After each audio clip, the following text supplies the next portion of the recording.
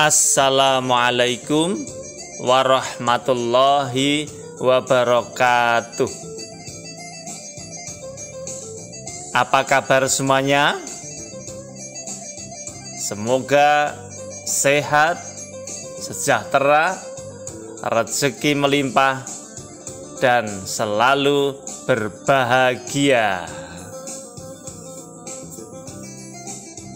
Saudaraku, jumpa lagi dengan SPW Channel.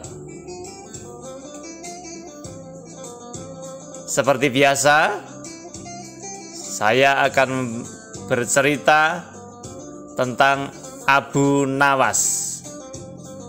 Kali ini berjudul Sindiran Abu Nawas kepada pejabat pemerintah. Abu Nawas memang memiliki otak yang cerdas. Pada suatu hari, Abu Nawas mengajak berdebat seorang pejabat yang sombong. Dalam debat tersebut, dia berhasil mengalahkan pejabat itu sehingga sang pejabat malu dibuatnya. Inilah kisahnya. Suatu ketika, Abu Nawas menerima undangan untuk sebuah jamuan makan malam. Dalam undangan tersebut, dia juga dimintai tolong untuk mengisi acara jamuan dengan tausiahnya, ceramah agama. Dari itu, Abu Nawas pun datang menghadiri undangan itu untuk menghormati dan menyenangkan tuan rumah. Namun, karena datangnya lebih awal, Abu Nawas pun dipersilakan duduk di kursi bagian depan. Di kursi itu, Abu Nawas seakan-akan menjadi tamu yang terhormat. Beberapa saat kemudian, para undangan yang lain pun hadir dan langsung menempati kursi-kursi yang disediakan. Kemudian menyusul para pejabat kerajaan yang datang dan langsung menuju kursi yang paling depan.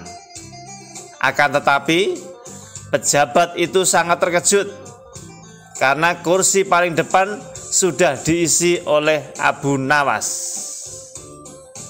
Mendapati kenyataan itu, pejabat tersebut langsung memprotes kepada panitia penyelenggara dengan sangat keras. Kenapa saya yang lebih terhormat berada di belakang dan justru Abu Nawas itu berada di depan?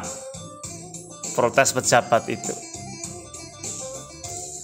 Pertanyaan Bapak seharusnya ditanyakan langsung kepada Abu Nawas sendiri, ucap panitianya. Kemudian pejabat tersebut mendatangi Abu Nawas.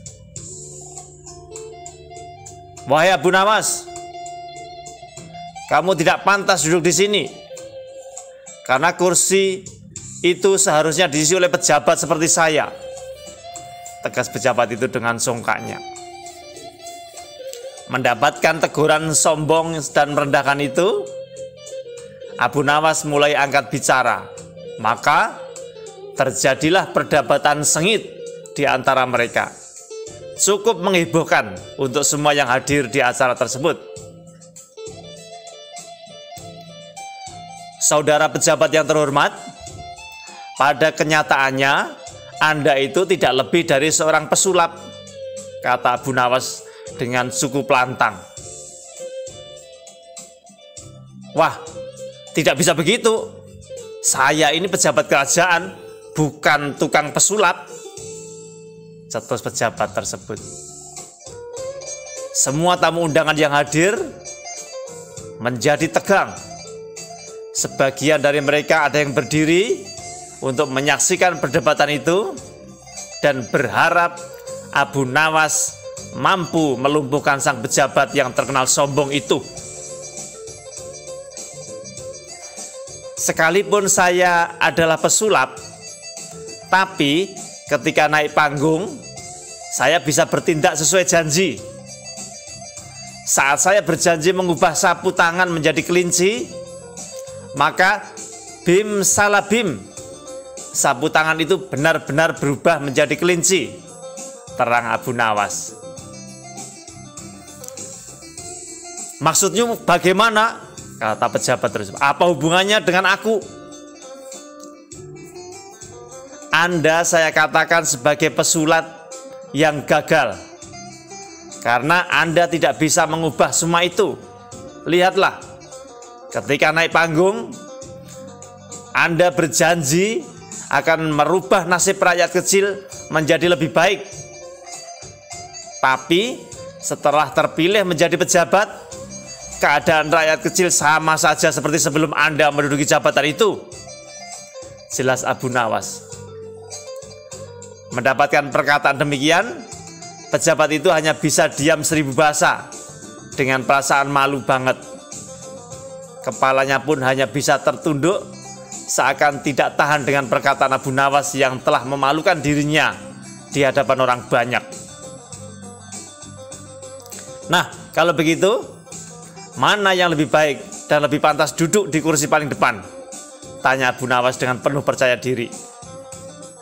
Tanpa membalas sepatah kata pun, pejabat itu langsung kembali mundur, menempati kursi belakang di mana tempat dirinya duduk semula. Nah, demikian. Terima kasih saudaraku yang telah mendengarkan cerita ini tentang Abu Nawas yang cerdas dan cerdik ini.